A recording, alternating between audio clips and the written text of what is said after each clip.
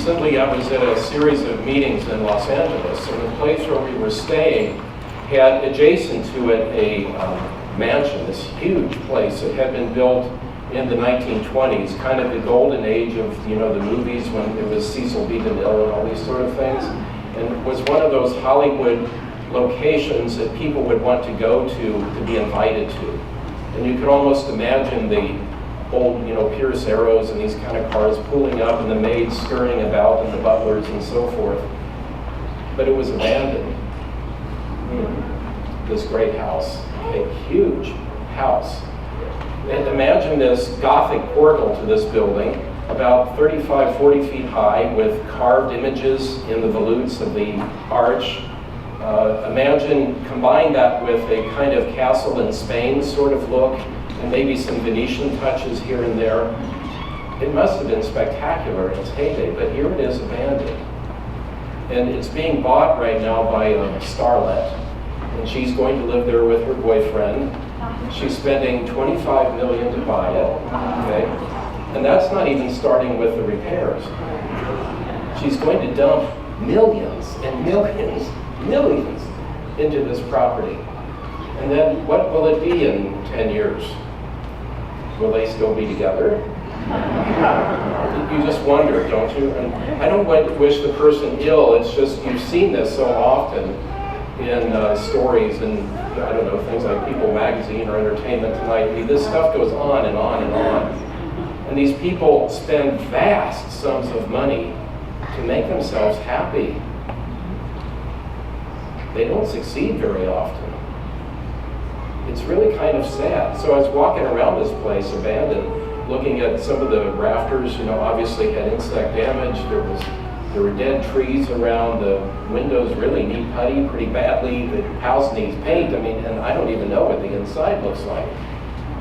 But the point of it was reflecting to me what I was thinking about reading this gospel for today, but especially the first reading from Ecclesiastes. It's all vanity. It's all like chasing after the wind, trying to grab the wind and then find something that makes you feel good about yourself. I was reminded of a fable from Aesop. Remember Aesop, the Greek fable writer, okay? And this is the fable of the crow and the fox. I don't know if you've heard it. The crow luckily found a piece of meat and flew up into a tree with it in her beak and was about to devour it when the fox came by and saw the crow. And the fox said, "My friend, how lovely you are. Your feathers are more fair than those of the dove. If your voice is half as lovely as your feathers, I bet you will be the greatest singer of all the birds." And so the crow opens its mouth to let out its squawk. And the meat falls out, the fox grabs the meat, and off the fox goes. Don't be fooled by people who flatter. In other words, it's all vanity, as Kohelet would say.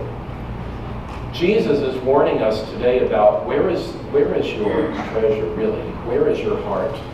Remember the line, where your treasure is, there your heart will be. That's the whole point of the gospel today. This man who builds this bigger barn to store more stuff, in the culture of Jesus would be looked at as really kind of selfish. Most people were just surviving.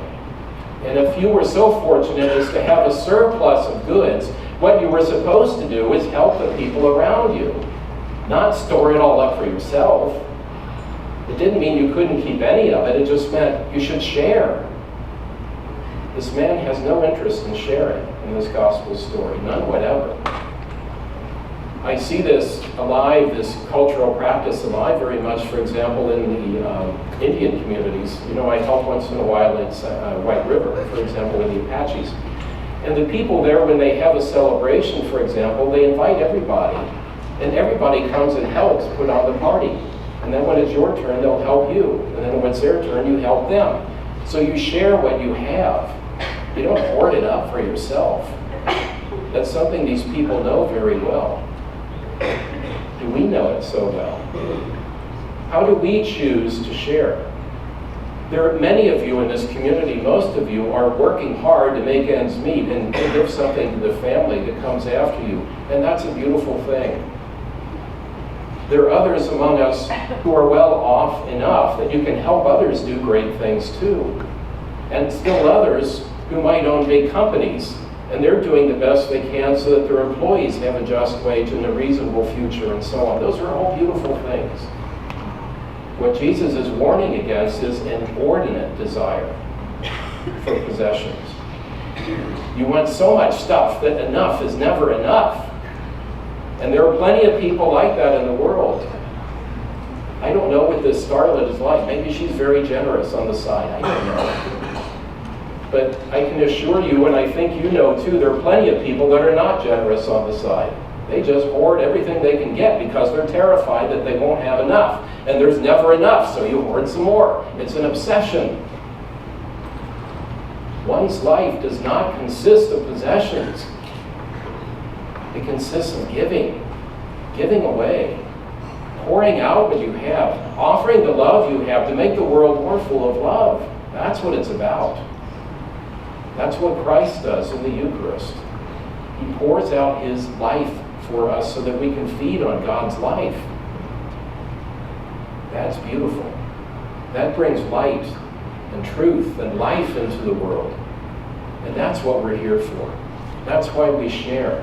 That's why we come together. We're not enough being alone.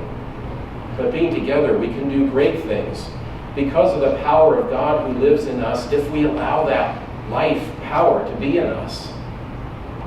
When you are alive in Christ, you never wrap your arms around possessions. They're good things, they're beautiful, and they're lovely. But sooner or later, you know there's enough, and it's time to be sharing. And even when you're really poor, you share. I remember years ago I was in Guatemala working, I was doing an analysis of an education program in a slum outside Guatemala City. And the people there, you know, cardboard shacks, sewage running through the muck, you know, all that kind of thing. You've seen the pictures, okay? But they would do what they could for each other. Like maybe somebody had a stump of a candle and their neighbor didn't have it, and they would give them that, you know?